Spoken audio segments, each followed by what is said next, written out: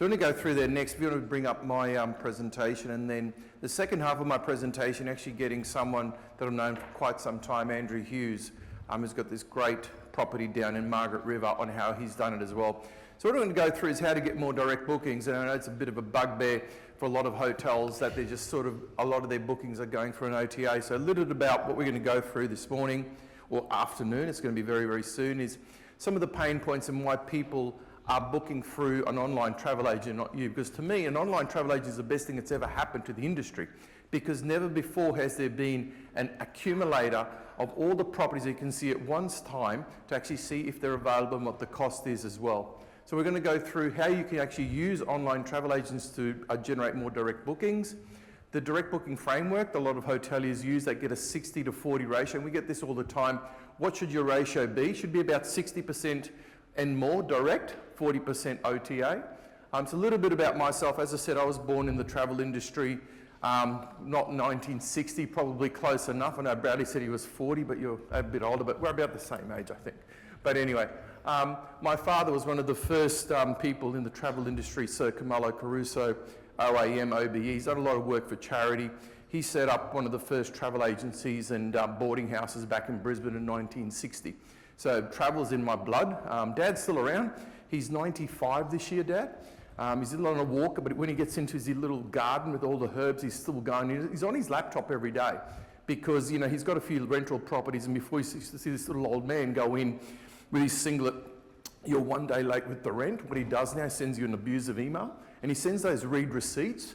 So Dad's still around, so, you know, Dad, you're amazing anyway, and he's taught me a lot about what to do in business as well. I've had about 30 years experience in the industry, and I founded Fastrack in about 2023. Fastrack, we've been going now for about 20 years. We've got offices in Sydney, Auckland, and we'll open up Singapore. We had to close it during COVID. And some of the clients that we have are some of the who's who of the Australian travel and accommodation industry.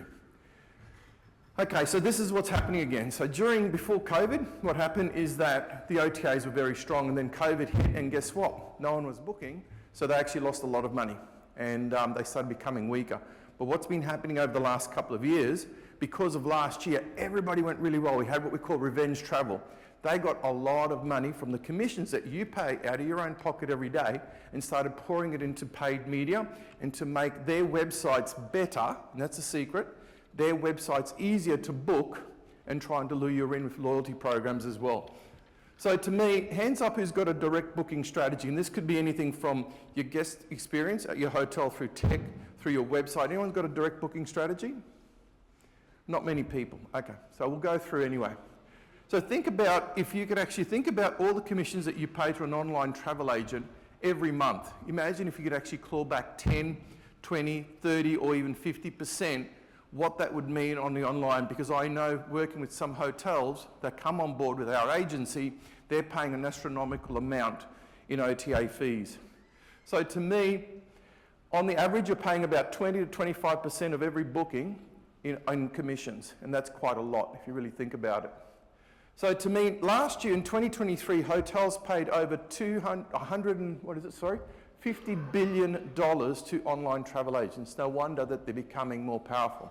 But what I'm going to tell you now is something very, very simple called, if you've got a problem, if you've got more OTA bookings, you've got a problem. It's called the, actually I'll just quickly go through these. It's called the billboard effect. Now the billboard effect is basically, has anyone ever heard of the billboard effect? If you went to the masterclass this morning, is where they actually have seen your property. That's why I think online travel agents, used correctly, because if you think about it, when you list on an online travel agent, it's free advertising, okay? And when I go interstate or somewhere, I always go to booking.com or Expedia or Skyscanner and see what is the cheapest hotel. There is no other way of finding it. So they're actually advertising you for free. So what happens is they see your property, they think, great, I want more information. And 72% of people who go to an online travel agent or a portal will come to your website. And this is where the biggest opportunity for hotels or tourism operators lie. It's called the billboard effect. So basically, they do a search, they find your property or tourism business there, and they say, great, I want more information. They can't find all the information, all the pretty videos and everything, and they go to your website. So basically, they come to your website to learn more about your property. And this is where I find a lot of hotel and tourism operators fail miserably. I go to some hotel websites and I can't even find the book button. Okay, and we went this morning in our masterclass, we actually did an exercise. We actually got you to enter the domain name, the website name of your colleague at your table and see if you could actually make a booking and how long it took. And some people are saying they found it difficult. This is your own hotel website. You were finding it difficult to actually make a booking up to 8 to 9 clicks. Okay? Because maybe you need to really have a look at how your website appears on Google. So they come to your website and they find a better offer. That's why I always believe that your website needs to have something extra. Why should I book through booking.com or Expedia? And look, there are some people, I know some people who say, no, I will never ever book anywhere else except for Expedia or booking.com. You can never change those people. But you can change a lot of people who do use the billboard effect to find your hotel, because I've never found your hotel before. Don't know what that one was, but anyway, to come there. So they find a better offer because you are cheaper, and I'll talk a little bit about rate parity in a moment, okay? And they actually book because they find your website easy to book. There's a clear path to purchase. Your booking engine is easy to use, and they book with you. So it's called the billboard effect. It's very, very powerful. You should always have a remarketing campaign on, and what that means for those of you who don't do digital marketing is that, you know, when you sort of go to a website and then you go to a news website or something and you have all those ads of what you've looked at. So you should always actually have an always-on remarketing campaign, maybe a couple $100 a week on your property, because what's happened, they've gone to an online travel agent, they then go to your website, they hop off, follow them around the web. It has to be only a couple $100 with an offer, of course. The top booking engines in booking channels in Australia, number one, of course, it's booking.com. Expedia is number 2. Hotel websites, number 3. You've got GDS coming in, Qantas Holidays, Agoda, AOT Group, Hotel Beds, Airbnb, and so on. This was put together by SiteMinder late last year. Is anyone surprised by this? And when I asked some hoteliers, this is true, they actually see who they're paying the most commissions as well. So to make OTAs work for you, and most importantly, when was the last time you updated your OTA listing? You should update it every 6 months. And you should actually have the best photos and the best descriptions on there ever. So please pay attention, because remember, this is free advertising by online travel agents. So make sure you go into your listing with your online travel agent. Make sure it's well written, all your amenities, and you've got a really good, unique selling proposition. And please do not copy the text that's on your website and copy it directly into booking.com or Expedia, because you'll get penalized by Google. Google looks for websites, and actually Google now is penalizing, if you're using AI to write blogs or anything on your website, Google will penalize you. Sorry, okay? So don't use AI or a ChatGPT to write your blogs, because Google will penalize you. And they'll actually penalize you if you've got duplicate content. Very, very important. The other thing is, my father, he's still, the guy still hasn't got a credit card, and he always measures everything. He's still got, for his little property investment, he's got a ledger, the in and out, sort of thing. He's amazing. We have to sort of learn. And he says, what you can't measure, you can't control. And in this day and age, we're in the age of data era, and we still find that a lot of hotel and tourism businesses don't have the correct data. Now, we all went onto something called Google Analytics 4 last year, which was a real pain in the, because I don't know why Google changed it. So there's a lot of e-commerce issues there and attrition, and where it's going to put it in the right bucket. But guess what's going to happen on the 30th of June, if you're in the marketing industry? Google's actually going to cut out all your old Google Analytics. All your data from the last 5, 6, 7 years is all going to be lost as well. So make sure that you put it into a data warehouse. We've got a data warehouse solution. So remember, on the 30th of June, all your past data of your Google Analytics will be deleted by Google. So make sure you put it into a data warehouse solution as well. The other most important area that you can look in your analytics is something called data visualization funding to show if you're leaking. This actually shows you, and this is in your Google Analytics 4, it actually shows you where people are coming into your website, where they're coming from, whether it was from email marketing, social media or something, how they entered your website, what they did on your website, when they went to the booking engine and if they made a booking. And it looks something like this. And again, if you don't know where this is, see my team in the other room. But it's very, very important to see where your visualization, because this tells you what pages your website work.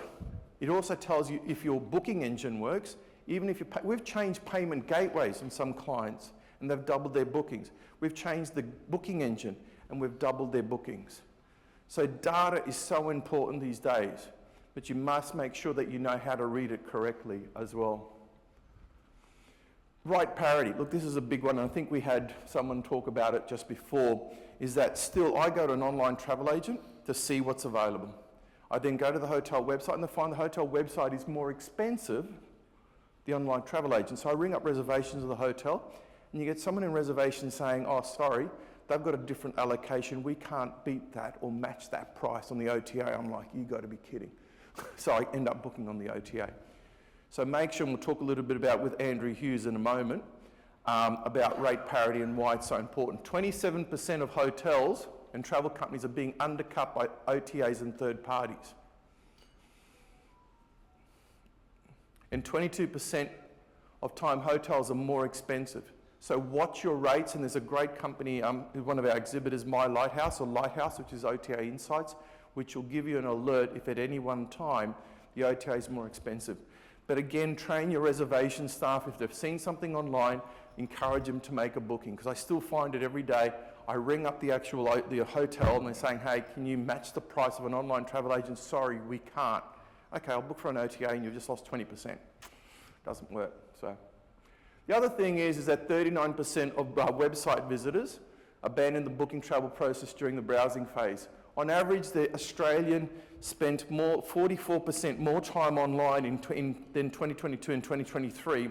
On average, the Australian spends 42 hours per week online, over 6 hours per day, or 1.5 months of your life every year. It's actually quite staggering, isn't it?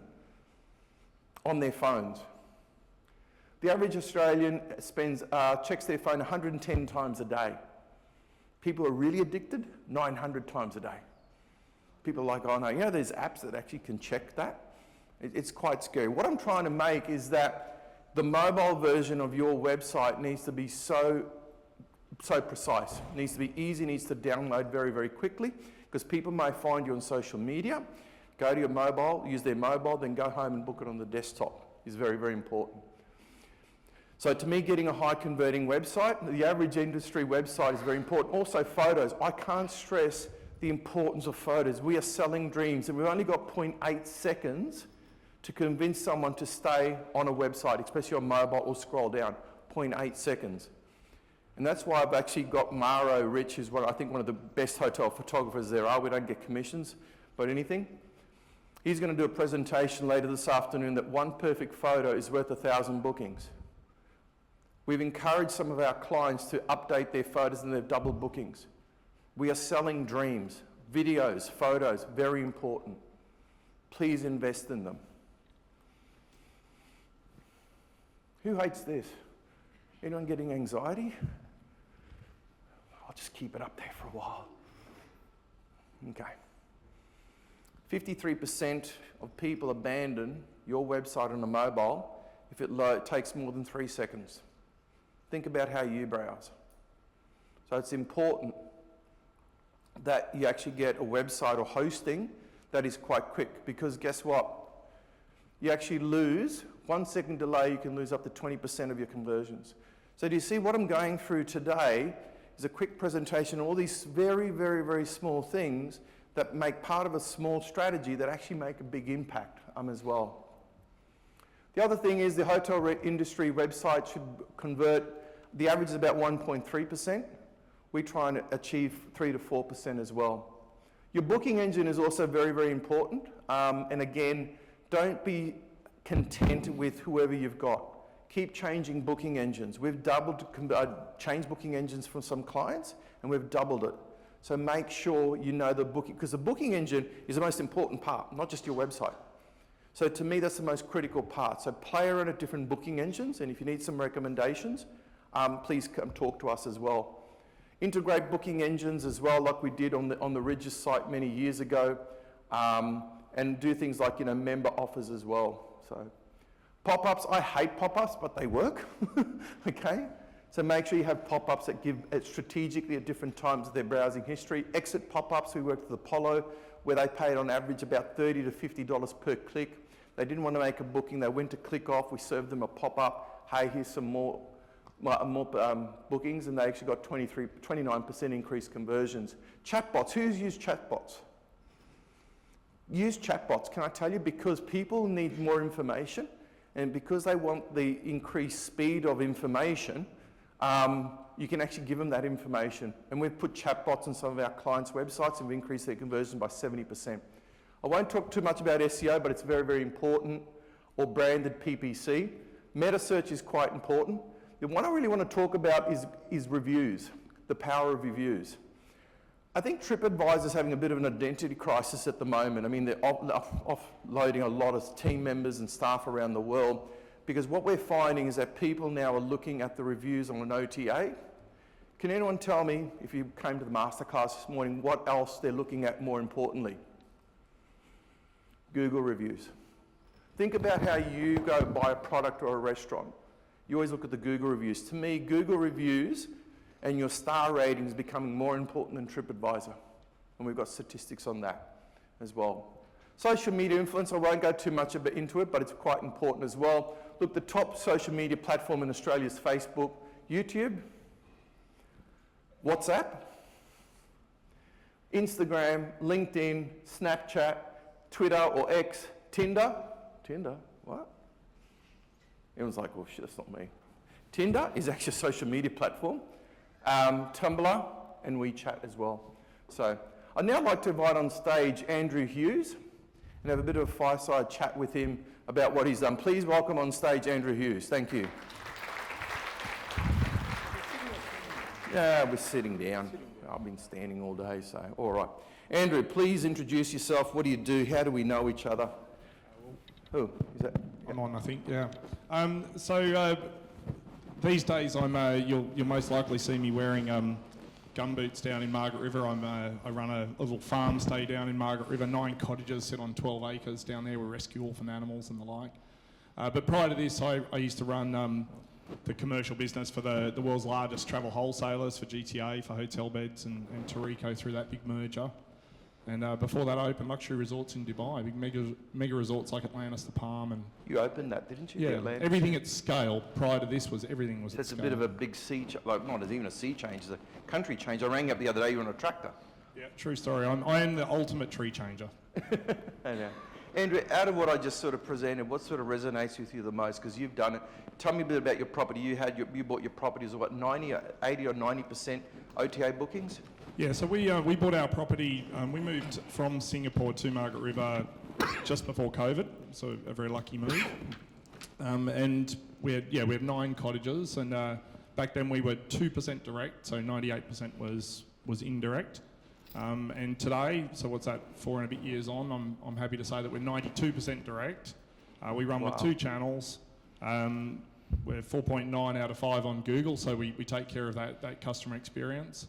I think last year, I mean, you guys can do the maths, but I think I managed to save about $150,000 worth of travel agency commission and pump that back into the guest experience. That's what keeps people. We touched a little bit about rate parity and distribution. I mean, what levers do other types of hotels and sizes use? I mean, you're saying you just cut them off, or what do you do? I mean, this is why I wanted to talk to you, because we do it from a marketing side, but you're doing this day in, day out, and you've done it.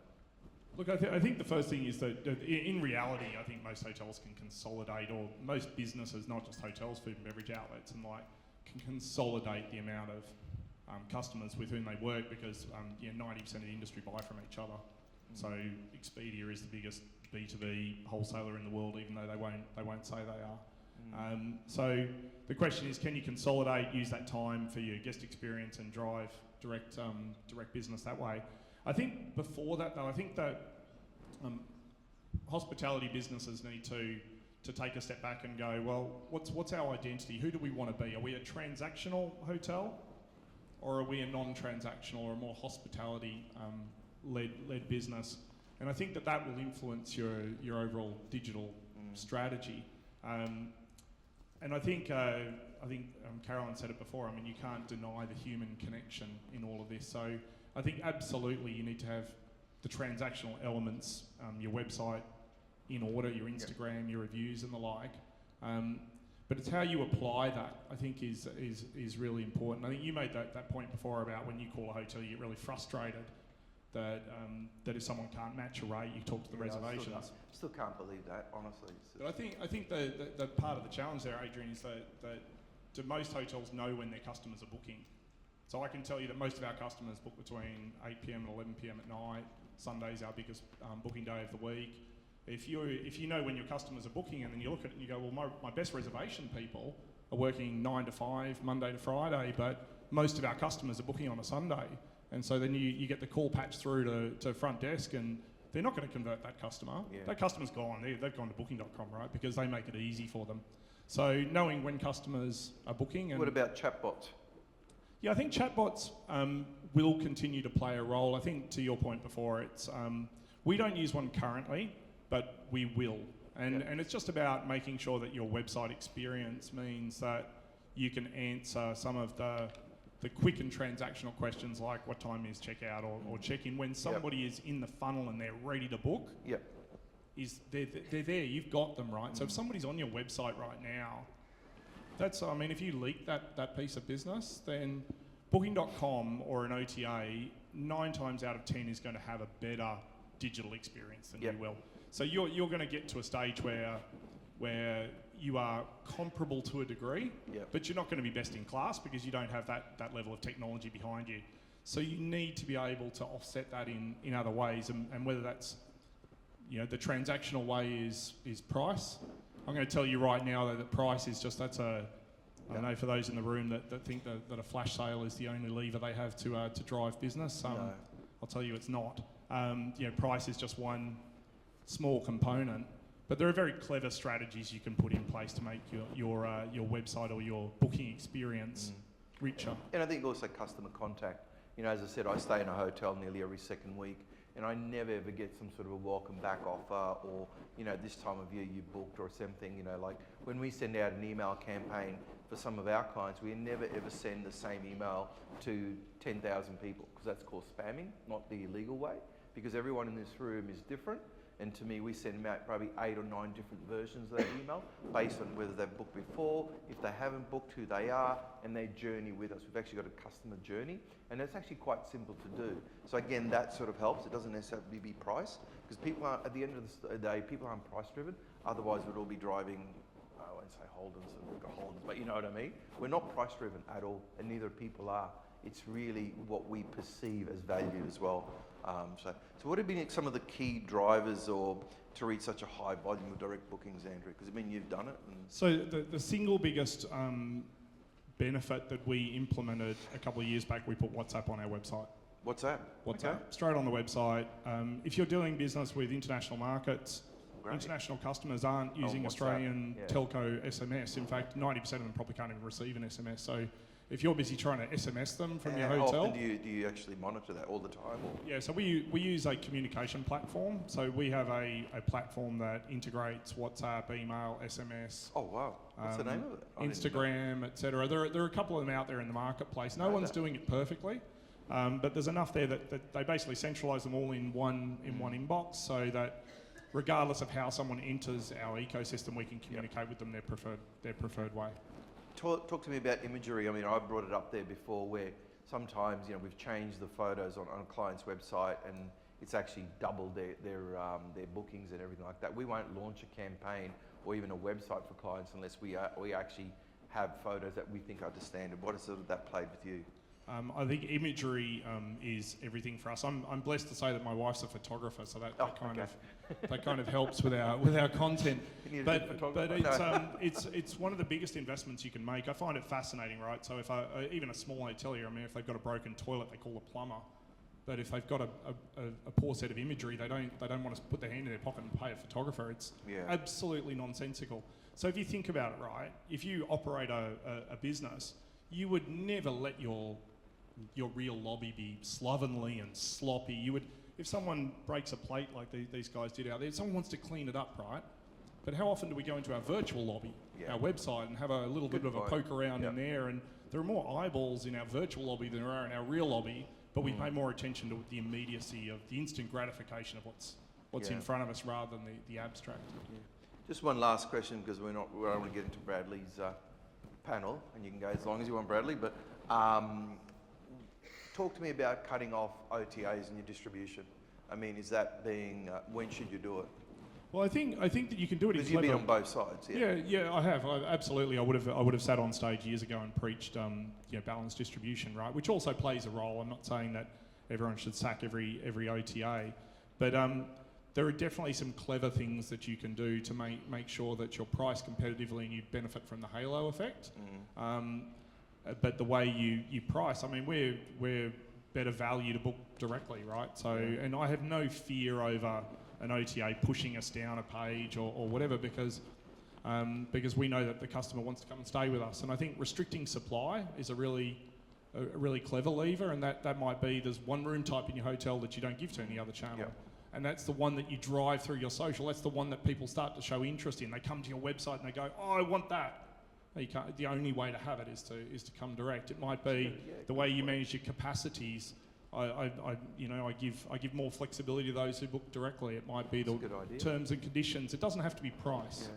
There are many different levers that you have. But the reality is, I think with some clever testing. So we started by going, right, let's choose 1 month and we'll go direct. We'll just cut all the other channels off for 1 month. Yeah. So we tried it last June. We ran 98% occupancy in a winter month, 100% direct. I mean, I'm not saying that's right for everybody. Balanced distribution plays a role, but fortune favours the brave. Adrian. Exactly. Final question: why not 100% direct? Halo effect. Okay. All right. Any quick questions, or we're sort of a bit over time? Caroline.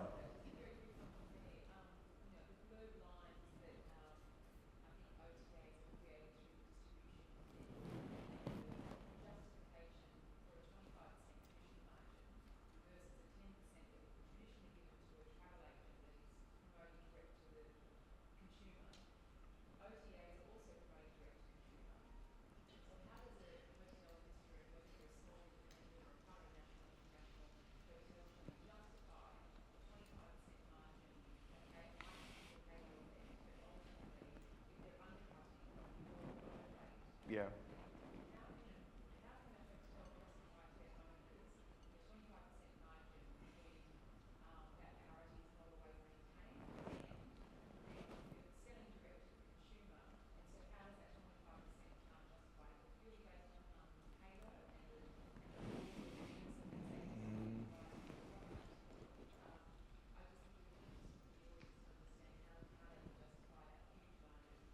So for those that didn't hear, so Karen's question was around the cost of distribution through OTAs that has continued to accelerate away from what if in the good old days they started out at 10%, Graham Wood, he was just always 10%. Nowadays, by the time you stick a thumbs up on your website, it's 20 to 25%. How is that justified to stakeholders, to owners and the like? Frankly, it's not, and we shouldn't do it. So if you're distributing through an OTA and you're constantly having parity issues, well then switch them off. Either switch them off or artificially go into your channel manager, into your PMS, and artificially inflate their rates, so that your rate is, so rather than discounting in your own website, you're just making that channel more expensive to cover that cost, and then the margin that flows through is appealing, right? Because that way you're saying, hey, some customers, they want to book through Booking.com. That's totally okay. That's their choice, but it comes at a premium, comes at a price. And I think if you keep leaking business, the OTAs at the moment this year, they're under a lot of pressure. I don't know if you've been following this, but both Booking.com, which owns Agoda, and Expedia, they're all sort of struggling from a growth perspective following the big revenge year of travel. And so they're sniffing around at how do they optimise and continue to grow from. And undercutting is one of the way of doing it. Yeah, they become very, very aggressive. We've also seen the cost per clip start skyrocketing as well. So does that answer your question? Yes, it does. Yeah. All right. We've got no more time for questions, but I'll be around and Andrew will be around. But look, thank you very much. Hope that sort of helped as well. So thank you.